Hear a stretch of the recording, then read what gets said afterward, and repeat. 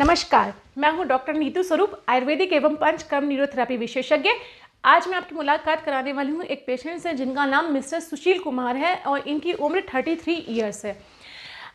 ये पेशेंट 1 महीने पहले बिल्कुल ठीक थे और 1 महीने पहले किसी वजन के उठाने के चलते इनको जो है कमर में दर्द आया और ये कमर का दर्द इनका धीमे धीमे पैर में नीचे की तरफ जाने लगा। 15 दिनों के अंदर दर्द इतना ज़्यादा बढ़ चुका था कि अपना पैर ज़मीन पे नहीं रख पा रहे थे और इन्होंने कुछ जगह ट्रीटमेंट कराया और कुछ गलत ट्रीटमेंट के चलते इन्होंने कुछ खिंचाई वगैरह करवा ली थी, जिसके चलते इनका जो है वो दर्द सीवियरिटी की तरफ पहुंच गया और अब ये पैर ज़मीन पे भी नहीं रख पा रहे थे। एंड इन्होंने जहाँ पर भी हॉस्पिटल्स में दिखाया सभी जगह इनको जो है ऑपरेशन की सलाह दी गई थी कि इन्हें तुरंत ऑपरेशन करा लेना चाहिए। दर्द का आलम ये था कि इनका कहना है कि ये डेली पेन किलर्स के इंजेक्शंस लगवा रहे, टैबलेट तो दूर की बात असर ही नहीं कर रही थी। ये इंजेक्शंस की ड्रिप लगवाते थे नाइट में और दिन में भी इंजेक्शंस लगवा रहे थे पेन किलर्स के, पर इसके बाद भी इनका दर्द नहीं रुक रहा था। पेशेंट हमारे पास दिखाने के लिए आए, उस समय इन्हें फेथ नहीं था कि जहां सर्जरी बताई गई है वहां पर इस स्टेज पे हमारा पंचकर्म न्यूरोथेरेपी का ट्रीटमेंट सिर्फ 15 दिन में क्या कर पाएगा। बट पेशेंट की फैमिली को फेथ होने की वजह से पेशेंट ने ट्रीटमेंट स्टार्ट कराया एंड सेकेंड डे से ही पेशेंट के पेन किलर के इंजेक्शंस बंद हो गए थे और जो टैबलेट्स वो पेन किलर की दिन में 4 बार खा रहे थे, अब वो सिर्फ रात में उन्हें 1 बार लेनी पड़ रही थी, जो कि 4th डे आते आते तक पेशेंट की 4th डे पेन किलर की टैबलेट भी बंद हो गई थी और उसके बाद पेशेंट को कोई पेन किलर नहीं लेना पड़ा है। एंड 5वें दिन से हमने पेशेंट को नॉर्मल जैसी लाइफ होती है कि चलना होता है वो चलवाना शुरू कर दिया था। आज अभी पेशेंट के 15 दिन का ट्रीटमेंट पूरा नहीं हुआ है, पर उसके बावजूद पेशेंट जो है वो 2 किलोमीटर की वॉक आसानी से बिना किसी दर्द की गोली के, बिना किसी पेन किलर के कर पा रहे हैं, अपने डेली रूटीन को ले पा रहे हैं।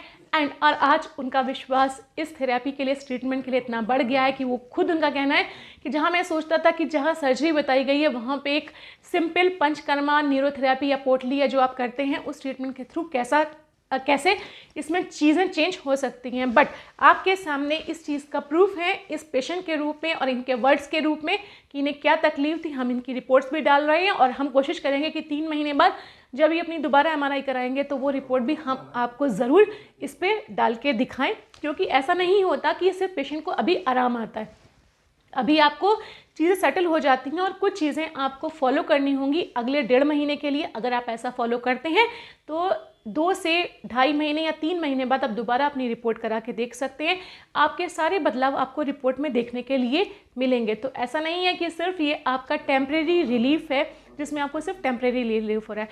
तो आज मैं आप लोगों से फिर से यही कहना चाहूँगी कि अगर आप या आपका कोई जानने वाला इस तरह की किसी तकलीफ से परेशान है, किसी को ऑपरेशन की सलाह दी गई है और आप अगर ऑपरेशन नहीं कराना चाहते हैं तो आप हमसे एक बार अवश्य संपर्क कर सकते हैं। किसी की नस दबी हो, कमर दर्द हो और आपको लगता है आपकी लाइफ ख़राब हो रही है तो एक बार आप हमसे ज़रूर कांटेक्ट करिए।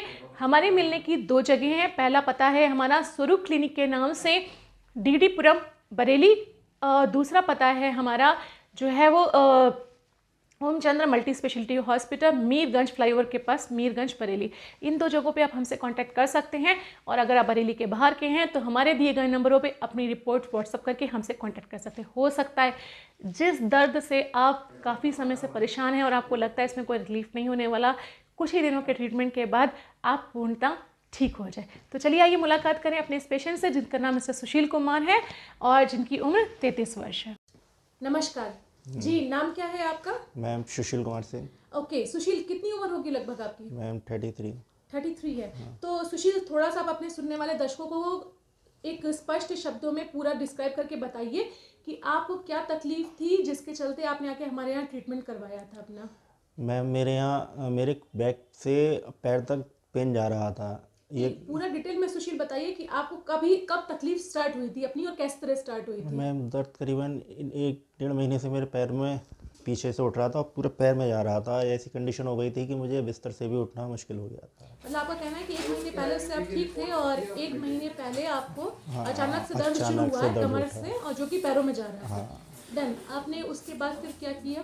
मैंने 1-2 जैसे पैर वैर खींच के जो थोड़ा सही करते हैं वो, और एक हॉस्पिटल में है 2-3 न्यूरोसर्जन वगैरह उन्हें भी दिखाया, लेकिन उनने ऑपरेशन वगैरह की एडवाइस दी तो थोड़ा डर गया था मैं, जगह जगह दिखवा अच्छा रहा सुशील, था। उस समय क्या स्थिति थी जब हमारे पास दिखाने के लिए आए, आपके दर्द की?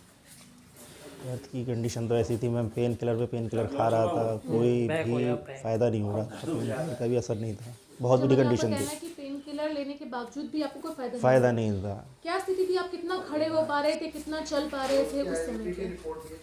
खड़ा क्या बिल्कुल ही नहीं हो पा रहा था, 2 मिनट खड़ा होता था, पेन स्टार्ट हो जाता था, फिर लेट जाता था, ओके। लेटरिन बाथरूम की भी प्रॉब्लम होने लगी थी। अच्छा, आपका कहना है कि आपकी डेली एक्टिविटीज बिल्कुल हैम्पर्ड हो गई बिल्कुल, थी हाँ एंड बिल्कुल, आप खड़े भी नहीं हो पा रहे थे और उठना बैठना भी आपको मुश्किल हो रहा था। बिल्कुल। ओके।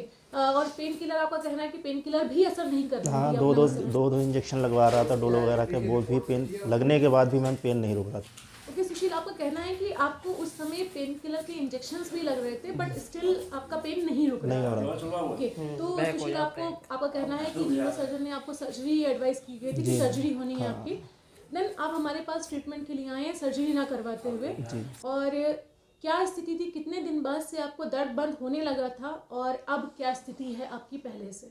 मैम आपने 15 दिन के अंदर कहा था, मुझे 8वें 9वें दिन ही काफ़ी बेटर स्थिति हो गई थी। मैं अपनी, नहीं, जैसे आपने कहा कि पहले आपको पेन किलर्स पे भी इंजेक्शंस लगने पे भी आराम नहीं हो रहा था, हाँ, तो क्या आपने ट्रीटमेंट शुरू कराने के बाद इंजेक्शन तब भी लग रहे थे नहीं नहीं आपको? नहीं नहीं मैम, पेन किलर मेरे बिल्कुल बंद हो गए, 7-8वें दिन ही मेरे बिल्कुल बंद हो गए, पेन किलर की ज़रूरत नहीं पड़ रही मुझे, ना पेन किलर की इंजेक्शन नहीं की ना। पड़ी। ओके, तो अभी जैसे आपकी 15 दिन पूरे होने वाले हैं ट्रीटमेंट के, अभी नहीं हुए हैं, तो आपकी क्या स्थिति है अब सुशील?